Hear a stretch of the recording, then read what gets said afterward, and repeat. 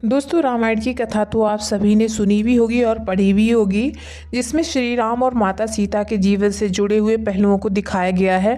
दोस्तों, उन्हीं में से एक कहानी में बताया गया है कि कैसे मर्यादा पुरुषोत्तम भगवान श्री राम ने अपनी पत्नी सीता को एक धोबी की बातों में आकर अयोध्या छोड़ने को जाने को कह दिया।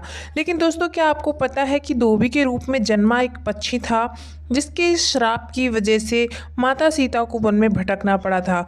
दोस्तों, माता सीता से ऐसा क्या पाप हो गया था जिस आज की वीडियो में आपको बताएंगे कि माता सीता को किस पाप की सजा बनी जो उनको वन में भटकना पड़ा। दोस्तों, मिथिला नगरी के जनक राजवंश का राज करता था। उन्हीं में से एक राजा थे सीरध्वज। एक बार यज्ञ के लिए वो जमीन जोत रहे थे, उसी समय वहाँ से एक छोटी कन्या निकली। इस सुंदर को कन्या को देख राजा को बहुत ज़्यादा खुशी हुई। उन्होंने उस कन्या को अपनी पुत्री बना लिया, उसका नाम सीता रखा। दोस्तों, एक दिन सीता अपनी सहेलियों के साथ बगीचे में खेल रही थी। वहाँ उन्हें एक तोते का जोड़ा दिखाई दिया जो बहुत ही खूबसूरत था। दोनों पक्षी एक पर्वत की चोटी पर बैठकर बातें कर रहे थे। पृथ्वी पर श्री राम नाम से विख्यात एक बड़े सुंदर राजा होंगे, उनकी महारानी का नाम सीता होगा। श्री राम सीता के साथ कई वर्षों तक राज्य करेंगी। धन्य है वे जानकी देवी और धन्य है वे श्री राम। दोस्तों, तोते की ऐसी बात सुनकर सीता ने सोचा कि ये दोनों तो मेरे ही बारे में बातें कर रहे हैं, इनके पकड़ के मैं अपने जीवन से जुड़ी सारी बातें पूछ सकती हूँ। इसलिए उन्होंने अपनी सहेलियों से उन दोनों पक्षियों को पकड़ के लाने को कहा। उनकी सहेलियाँ उस पर्वत पे गईं और दोनों पक्षियों को पकड़ के ले आई। माता सीता उन पक्षियों से कहती हैं कि तुम दोनों तो बहुत ज़्यादा सुंदर हो, देखो डरो नहीं, मैं तुम्हें कोई नुकसान नहीं पहुँचाऊँगी। तुम बस मुझको ये बताओ कि तुम कौन हो और कहाँ से आए हो, राम कौन है, सीता कौन है, तुमको कैसे पता है उनके बारे में। तो माता सीता के पूछने पर दोनों पक्षी बताते हैं, बहुत विख्यात महर्षि वाल्मीकि हैं, हम दोनों उन्हीं के आश्रम में रहते हैं। महर्षि ने रामायण नाम का एक ग्रंथ लिखा है जिसका पाठ उन्होंने अपने शिष्यों को कराया है।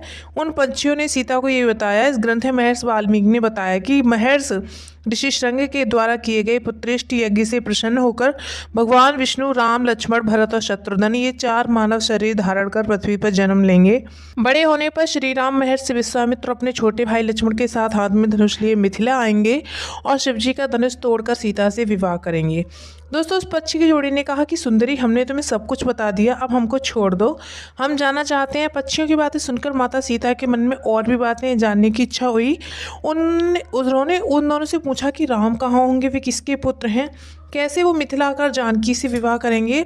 तो नर तोता बोला कि श्री रामचंद्र का मुख कमल के समान सुंदर है, नेत्र बड़े बड़े और खिले हुए हैं, नासिका ऊंची है, पतली भुजाएं घुटनों तक, गला शंख के समान होगा। मैं उनकी क्या वर्णन करूं, जिनके गुणों का बखान सौ मुख वाला भी नहीं कर सकता। दोनों पंछी कहते हैं, जानकी देवी धन्य हैं, वो जल्द ही रघुनाथ जी की पत्नी बनकर उनके साथ कई वर्ष तक राज्य करेंगी। लेकिन तुम कौन हो? तो पक्षियों की बातें सुनकर सीता ने कहा, जिसको तुम लोग जानकी कह रहे हो वो मैं ही हूँ। माता सीता उनसे कहती हैं, मैं तुम दोनों को तभी छोड़ूंगी जब भगवान श्री राम आकर मुझसे विवाह करेंगे, तब तक तुम दोनों आराम से मेरे घर में रहो। ये सुनकर माता तोता जानकी से कहती है, हम तो वन के पक्षी हैं, हमें घर में सुख नहीं मिलता, मैं गर्भवती हूँ, मुझे जाने दो, मैं अपने स्थान पर जाकर बच्चे पैदा करूँगी, आप चाहे तो आप फिर यहाँ से चली जाऊँगी। उसके कहने पर भी सीता जी ने उसको नहीं छोड़ा।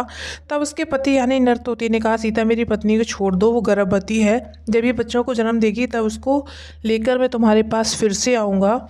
तो माता सीता ने कहा, तुम आराम से जा सकते हो, लेकिन ये मुझे बहुत पसंद है, तुम घबराओ नहीं, मैं इसका अच्छे से देखभाल करूँगी। जब सीता ने उस माता तोते को छोड़ने से मना किया तो वो पक्षी दुखी हो गया। पक्षी द्वारा माता सीता से निवेदन करता है, मैं अपनी पत्नी के बिना जिंदा नहीं रह सकता, इसलिए इसको छोड़ दो।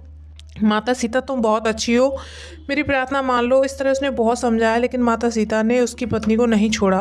तब माता पक्षी ने क्रोध में आकर सीता को श्राप दे दिया कि अरे, जिस प्रकार तू मुझे इस समय अपने पति से अलग कर रही है, वैसे ही तू भी स्वयं गर्भवती की अवस्था में भगवान श्री राम से अलग हो जाएगी। दोस्तों, कुछ दिन बाद पति से बिछड़ने के दुख में मादा पक्षी के प्राण निकल गए।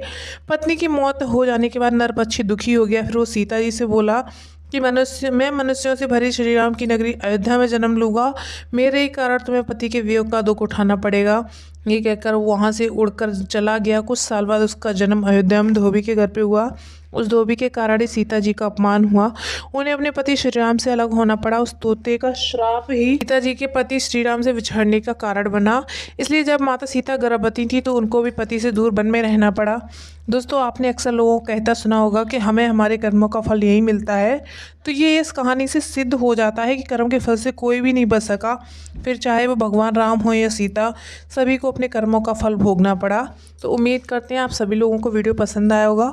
पसंद आए तो चैनल को सब्सक्राइब करने के साथ साथ वीडियो को लाइक ज़रूर करना। Thanks for watching.